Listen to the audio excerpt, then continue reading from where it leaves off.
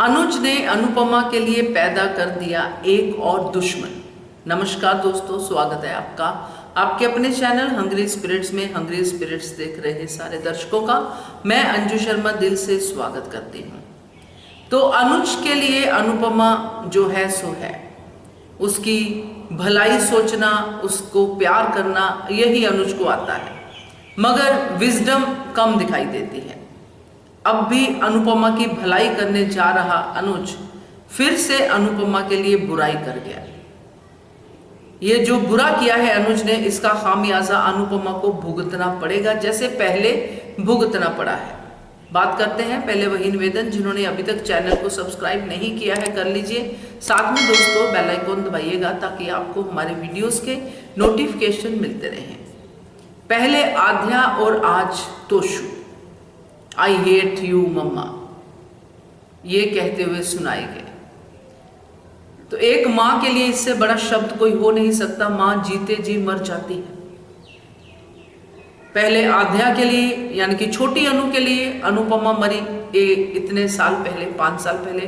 किसी ने उसको नहीं रोका कि मां क्या होती है बेटा, अनुज ने भी नहीं। अनुज ने उसके ऊपर अनुपमा को 10 बातें और सुना दी, बिना किसी मां का, अपनी अनुपमा का दर्द समझे हुए कि अभी अभी बेटी ने आई हेट यू मम्मा कहा है, तो इसका दर्द कितना बड़ा है अनुपमा के लिए।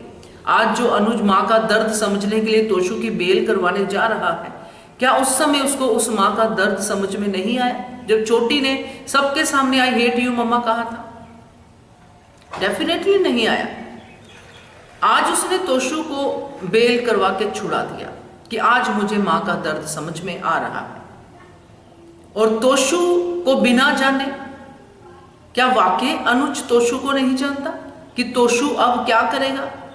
क्या वाकई अनुज को लगता है कि तोशु सुधर जाएगा?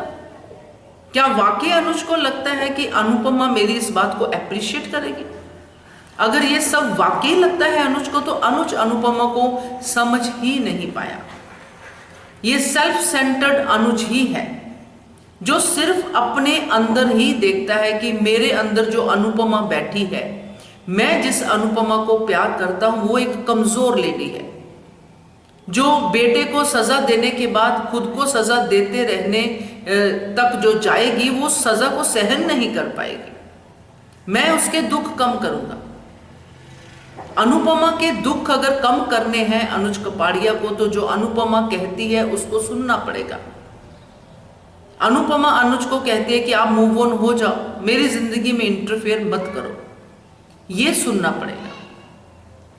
आपने अगर अनुज ने, खास करके उसकी बात करती हूं मैं, अगर आपने तोशु की बेल करवाई, अपने एम्प्लॉय की बेल करवाई, तो वैसे ही करवाते, केंजल का राग सुनने के बाद नहीं करवाते।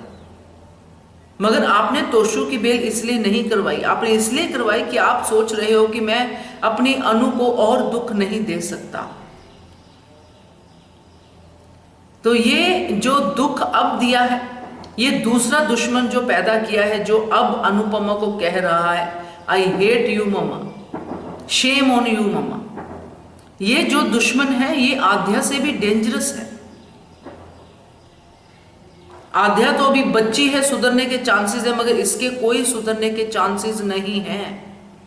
ये अपने शातिर बाप के साथ मिलके अनुपमा को इससे भी बड़े बड़े दुख देगा। तो ये अनुज ने जो दूसरा दुश्मन पैदा किया है अनुपमा के लिए, ये वाकई में अनुज ने बड़ी गलती की है।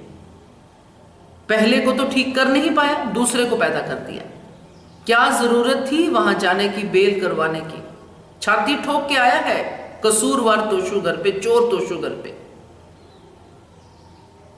तो ये तो बड़ी मूर्खता वाली बात है दोस्तों, क्योंकि आध्या का संभलना भी हुआ नहीं है, तोशु का और ज्यादा बिगड़ना हो गया, वो भी गलतियां करने के बाद, बिकॉज ऑफ अनुज। पहले नौकरी देना, फिर यहां तक नौबत चाबी तक दे देना हीरो के हाथ की, करोड़ों की प्रॉपर्टी, करोड़ों की चीजों की चाबी दे देना, उसके बाद चोरी हो जाना, फिर बेल भी करवा देना। तो ये तो बड़ी गलती है। क्या कहते हो आप इसके बारे में कमेंट कीजिएगा। देखते रहिए channel Hungry Spirits. Thank you so much. Subscribe to our channel by clicking the subscribe button.